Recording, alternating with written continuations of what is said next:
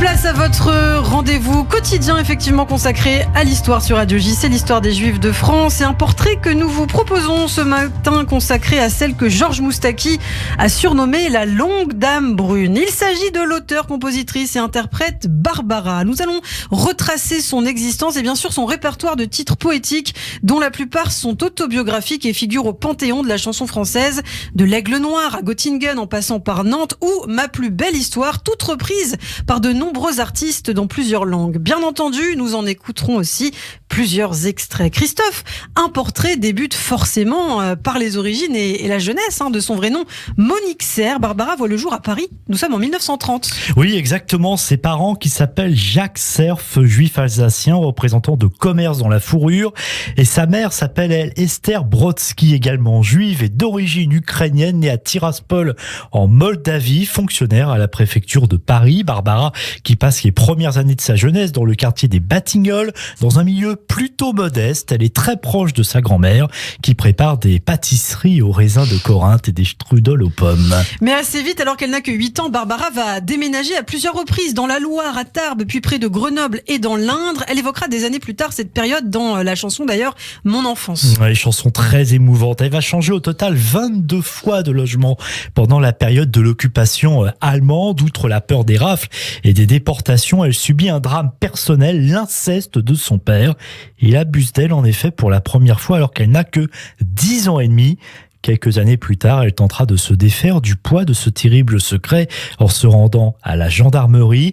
Et là, son père viendra la chercher et fera en sorte de décrédibiliser son témoignage en la traitant d'affabulatrice. Alors de retour à Paris, Barbara prend des cours de piano, mais un kyste mal soigné à la main droite l'empêche de continuer dans cette voie. Exactement, et alors qu'elle se tourne vers le chant et entre au conservatoire de Paris, pour gagner sa vie, elle se fait engager en fait comme mannequin choriste dans une comédie musicale, Violettes impériales, puis elle auditionne pour le cabaret des frères Prévert, mais elle se retrouve engagée pour faire la vaisselle. Elle part en Belgique où elle ne connaît personne et n'a pas d'argent. Elle chante quand même dans les cabarets le répertoire d'Édith Piaf et de Juliette Gréco, mais les débuts sont difficiles et elle est régulièrement huée sur scène. Oui, ça démarre pas très bien pour elle. Elle interprète aussi à cette période-là du Jacques Brel qu'elle a rencontré et que personne ne connaît alors, puisqu'il débute lui aussi et n'a aucun succès. C'est le début d'une longue amitié et Brel qui l'encouragera très rapidement à écrire ses propres chansons. C'est en Belgique que celle qui s'appelle encore Monique Serre s'invente ce nom de scène qu'elle ne quittera plus, Barbara, comme Barbara Brody, d'après le nom d'une de ses lointaines aïeules slaves, Varavara Brodsky. Elle enregistre alors ses premières chansons sur disque. De retour à Paris, elle se produit dans des cabarets, notamment à l'Écluse où elle va rester quand même 6 ans. C'est un cabaret très important à Paris et où débuteront notamment Georges Moustaki et Serge Gainsbourg. Elle commence à avoir son public petit à petit. Elle fait sa première apparition à la télévision et comme elle a comme surnom la chanteuse de minuit, mystérieuse, mélancolique. Elle remporte le prix de meilleure interprète décerné par l'Académie Charles Cros pour un album de reprise de Georges Brassens en 1960. Elle a alors 30 ans. Et elle est enfin révélée au grand public.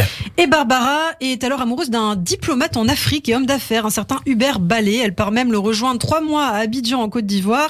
Rentrée à Paris, la chanteuse attend pendant des mois le retour de son amant. Et oui, effectivement, on est là dans les histoires de chansons que j'aime bien vous raconter moi aussi. Mais Hubert Ballet, passionné par l'Afrique, ne rentre pas immédiatement et c'est même lui qui demande à l'artiste de quitter le cabaret L'Écluse, le cabaret parisien de la Rive-Gauche où elle travaille depuis quelques temps, très amoureuse. Barbara lui écrit 200 lettres, mais elle attend et rien ne bouge. Elle finit par perdre patience et dans une lettre, elle lui écrit « J'irai me réchauffer à un autre soleil ». Et c'est par la chanson que Barbara s'exprime avec le titre « Dis, quand reviendras-tu » Quand reviendras-tu? Dis, au moins le sais-tu qui passe ne se rattrape guère, que tout le temps perdu ne se rattrape plus.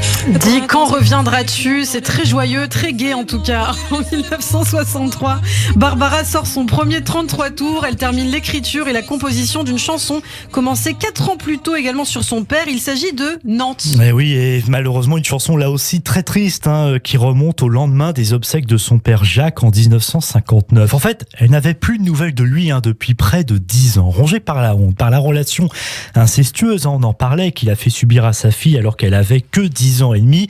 Eh bien, le père de Barbara avait sombré dans la dépression et l'alcool, marginal et solitaire. Il vivait de petits boulots et un jour de la fin de l'année 1959, Barbara avait été appelée alors que son père était mourant près de Nantes. Mais lorsqu'elle est arrivée sur place, il était décédé. Il a plu sur Nantes, donne-moi la main, le ciel de Nantes rend mon cœur chagrin. Et pour l'anecdote, il n'existe pas de rue de la Grange au Loup à Nantes, citée par Barbara dans la chanson, là où son père serait décédé. En fait, c'est une invention, mais des années plus tard, une rue du même nom sera inaugurée.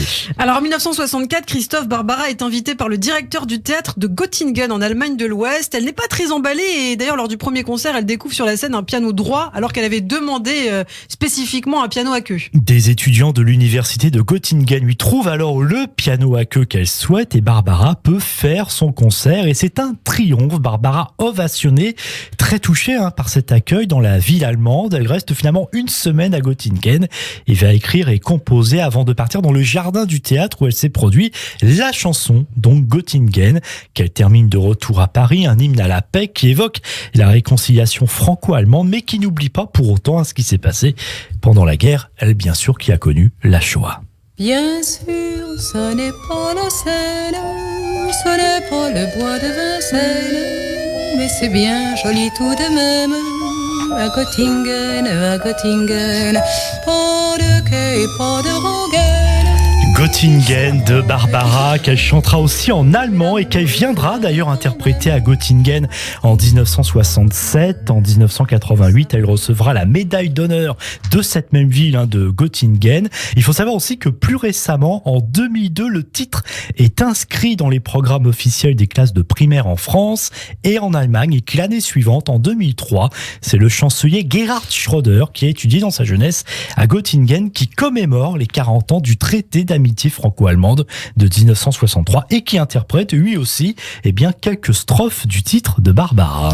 À cette période, Barbara se fait enfin un nom. Elle chante au théâtre des Capucines et fait la première partie de Georges Brassens au théâtre Bobino. Sa prestation est si appréciée qu'elle éclipse en fait celle de Brassens. Oui, qui d'ailleurs n'aurait pas trop apprécié de s'être fait voler la vedette ce soir-là. Elle sort aussi son premier album sur le label Philips. Cette même année, Barbara écrit, compose au piano et interprète en une seule prise une petite cantate, titre émouvant dans lequel elle rend hommage à une amie disparue récemment.